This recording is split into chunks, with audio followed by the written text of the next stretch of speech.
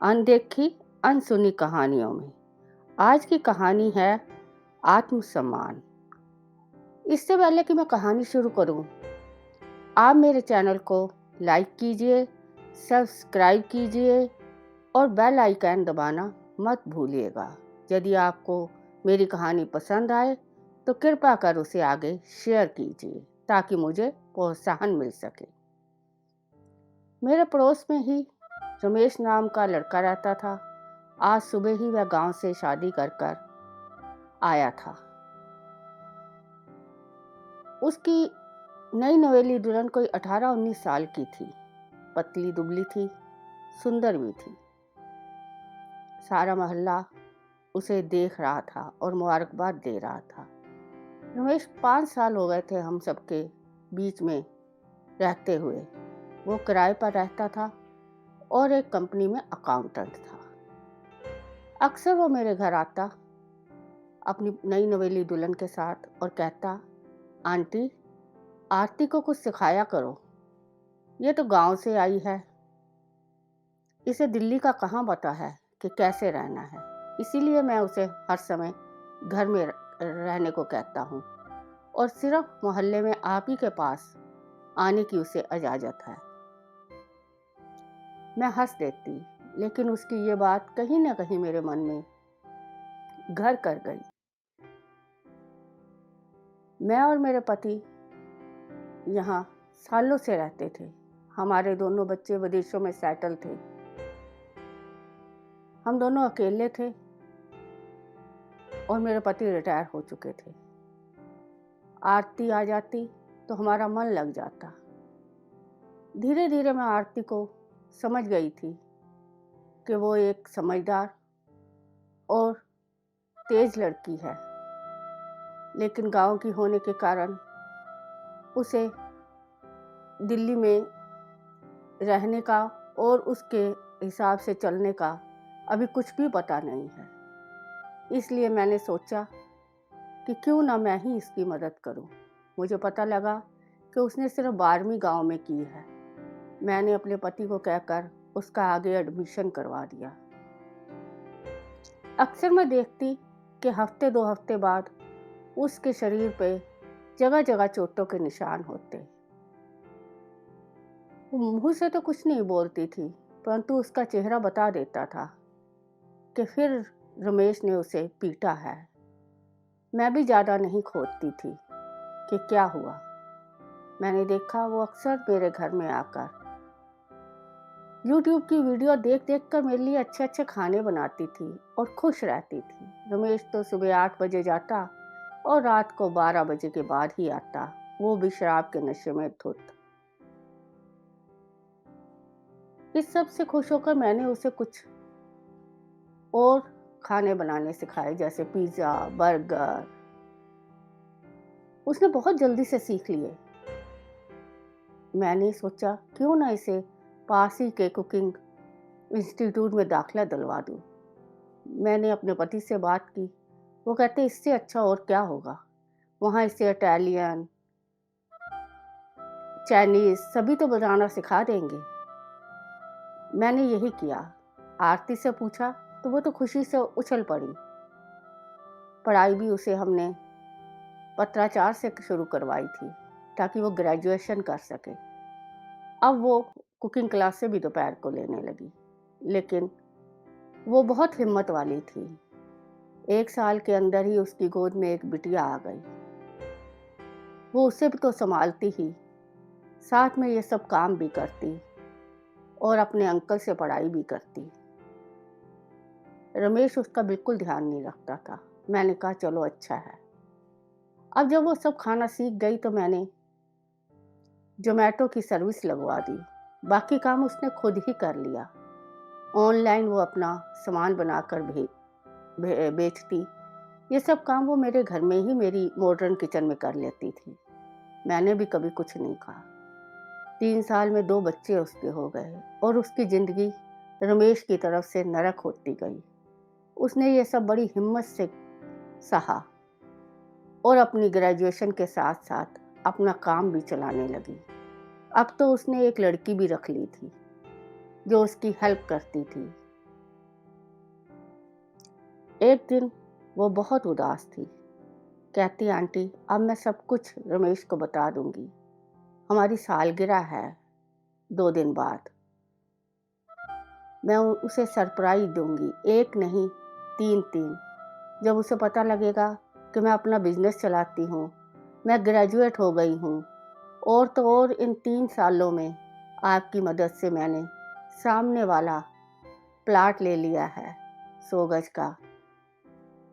अब हम किराए पे नहीं रहेंगे, दोनों मिलकर एक सुंदर सा घर बनाएंगे जिसमें हमारे बच्चे बड़े होंगे। लेकिन उसे क्या पता था, शाम होते होते फिर उसके घर से आवाजें आने लगी। आज फिर रमेश शायद उसे पीट रहा था।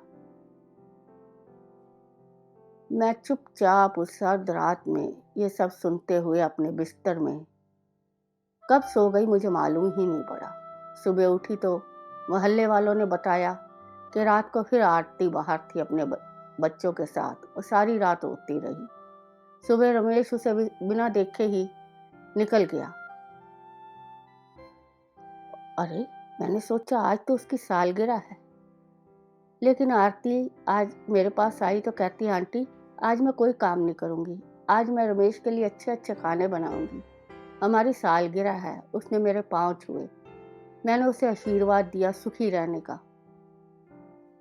उसने घर जाकर अच्छे खाने बनाए और 16 श्रृंगार करने लगी, क्योंकि आज उसकी सालगिरह थी। वो रमेश को खुश करना चाहती थी।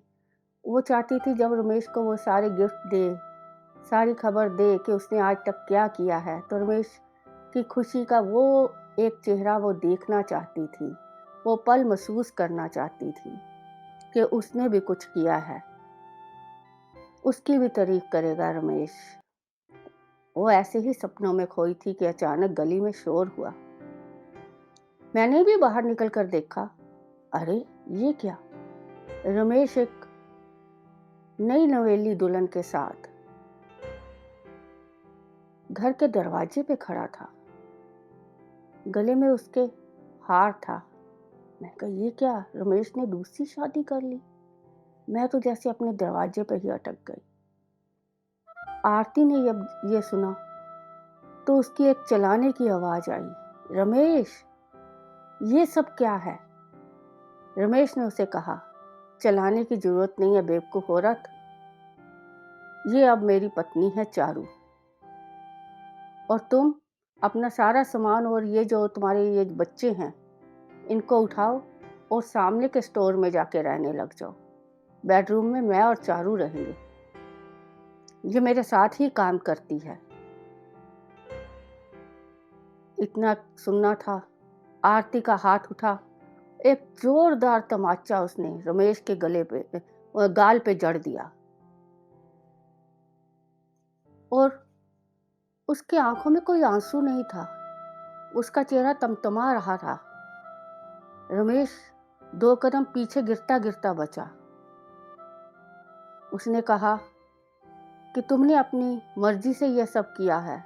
आज तक तुमने मेरे शरीर को जख्मी किया था, आज तुमने मेरी आत्मा को जख्मी किया है, मेरे आत्म सम्मान को रोंद दिया है। और आत्म सम्मान के लिए एक नारी कुछ भी कर सकती है। तुमने अपनी इच्छा से शादी तो कर ली, अब मेरी इच्छा से तुम मुझे तलाक दे दो, नहीं तो मैं तुम्हें तलाक दे दूंगी। रमेश मुस्कुराने लगा। कहते, तलाक देकर क्या करोगी? कहाँ जाओगी?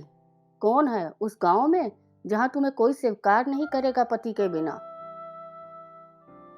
तुम यहीं रहोगी और इसी तरह हम दोनों की सेवा करोगी। तुम इस घर की नौकरानी बनकर रहोगी। और उसने चारू की तरफ देखते हुए कहा, चलो चारू, हम अपने बेडरूम में चलते हैं, ये रो धो के सुबह तक शांत हो जाएगी। लेकिन आरती ने दोनों बच्चों का हाथ पकड़ा और बाहर निकल गई। मुझसे रहा नहीं गया। मैंने आगे बढ़ के आरती को रोका और उसे अपने घर ले आई। आरती ना तो रोई ना कुछ बोली, बिल्कुल शांत हो गई। 2 साल में ही आरती ने रमेश को तलाक दे दिया और सामने के प्लाट में अपना एक छोटा सा रेस्टोरेंट खोला।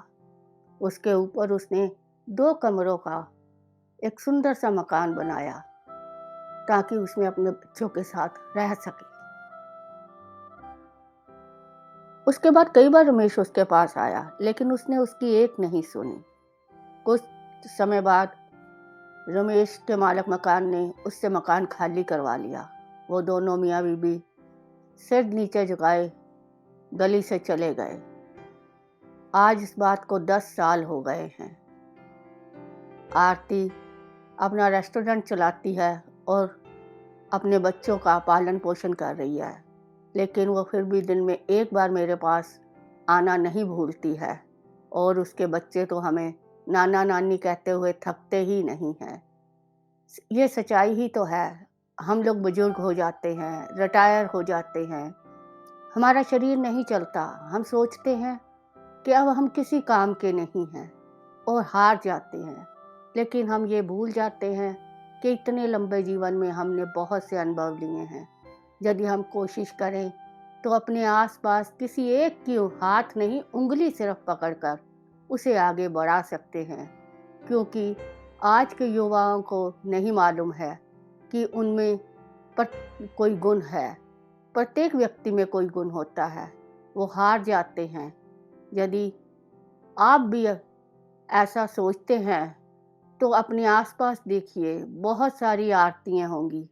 आप सिर्फ उनकी थोड़ी-सी सहायता कीजिए और इस समाज को जीने के काबिल बनाइए, ताकि बच्चे भटके नहीं, नशों में ना बढ़े और उनका भविष्य सुंदर हो। यदि आपको मेरी यह कहानी पसंद आई हो, तो इसे लाइक कीजिए, सब्सक्राइब कीजिए, बेल आइकन दबाना मत भूलिएगा। नमस्कार।